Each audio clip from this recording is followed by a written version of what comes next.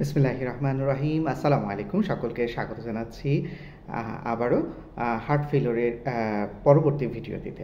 আজকে আমরা জানবো যে হার্ট ফেলিওরের আসলে লক্ষণগুলো কী কী। হার্ট ফেলিওরের লক্ষণগুলো হচ্ছে আপনি যেটা বুঝতে পারবেন সেটা হচ্ছে আপনার প্রচণ্ড রকম শ্বাসকষ্ট হওয়া। এই শ্বাসকষ্টটা কিন্তু আগের যে হাঁপানি, শ্বাসকষ্ট, অ্যাজমা, সিওপিডি এই ধরনের শ্বাসকষ্টের সঙ্গে মিলবে না। আপনার হঠাৎ করে দেখা যাবে অতিরিক্ত শ্বাসকষ্ট হচ্ছে, অথবা এটার সাথে যোগ হবে হচ্ছে পায়ে পানি জমে যেতে পারে, পা ফুলে যেতে পারে, তারপরে শরীরে হঠাৎ ওজন বেড়ে যেতে পারে, মানে পা ফুলে শরীর ফুলে গেছে, ওজন বেড়ে গেছে, এবং সামান্য হাঁটা চলার মধ্যেই দেখা যাবে একটু ক্লান্তি অনুভব হওয়া, এবং হচ্ছে খুব অল্পতেই ক্লান্ত হয়ে যাওয়া, ক্ষুধা কমে যাওয়া, বমি বমি ভাব, রুচি কমে যাওয়া, এই ধরনের ঘটনা ঘটতে পারে। এবং হচ্ছে দেখা যাবে আপনার রাতের বেলা যেটা সমস্যা হয় সেটা হচ্ছে হঠাৎ করে দেখা যাবে যে বালিশ 2 থেকে 3টা লাগছে, মানে মাথা উঁচু করে দিতে হচ্ছে, অথবা এমনও হতে পারে যে শ্বাসকষ্টের কারণে ঘুমটা ভেঙে গেছে, এই ধরনের ঘটনাও ঘটতে পারে। তাহলে এসবই হচ্ছে হার্ট ফেইলিওরের লক্ষণ।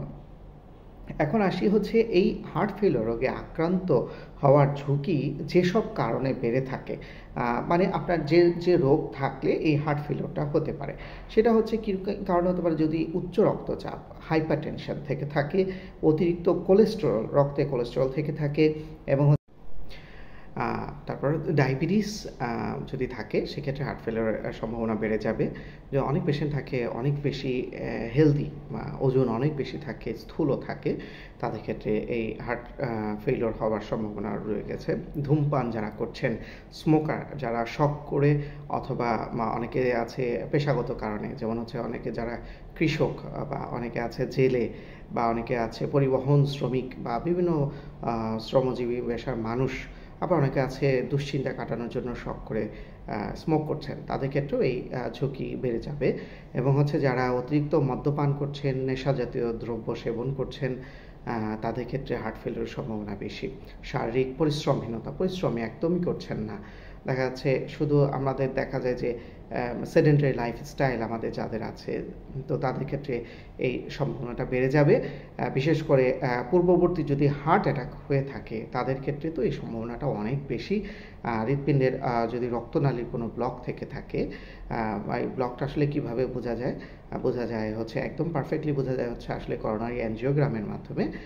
তো সেখান থেকে আমরা বুঝতে পারি যে আসলে ব্লক আছে, তো তাদের হতে পারে।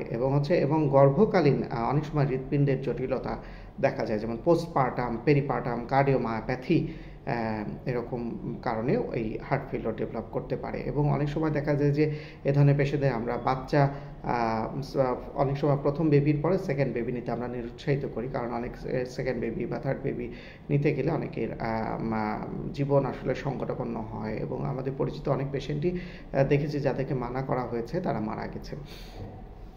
তো আবার হচ্ছে পুষ্টিহীন যারা আছেন, এবং যাদের খুব ঘন ঘন ইনফেকশন হচ্ছে, বিশেষ করে ভাইরাল ইনফেকশন হচ্ছে, বা ইউরিন ইনফেকশন হচ্ছে, বা ফুসফুসে ইনফেকশন হচ্ছে, তো তাদেরও এই হার্ট ফেলিওর রোগে আক্রান্ত হওয়ার ঝুঁকি বাড়বে।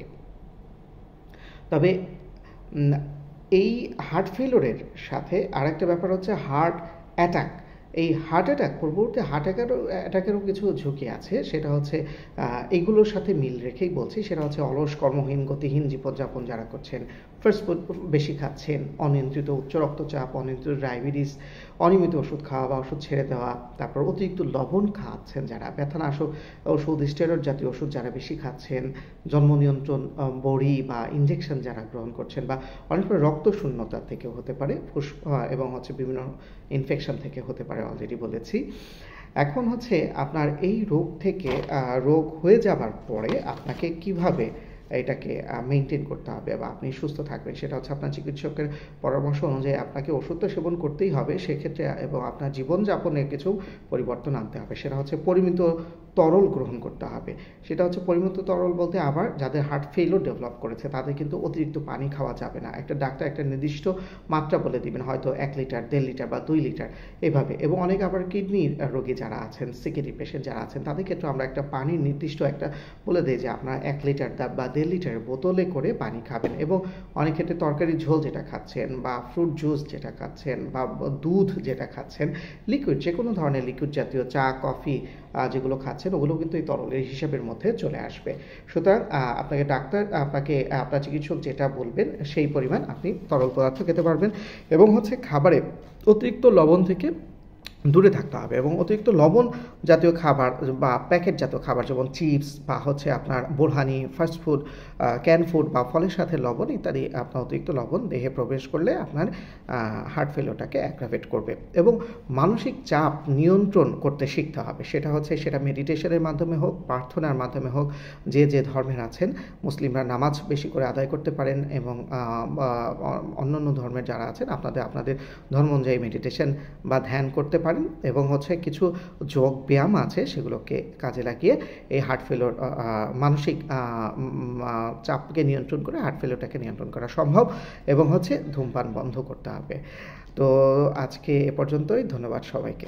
আসসালামু আলাইকুম।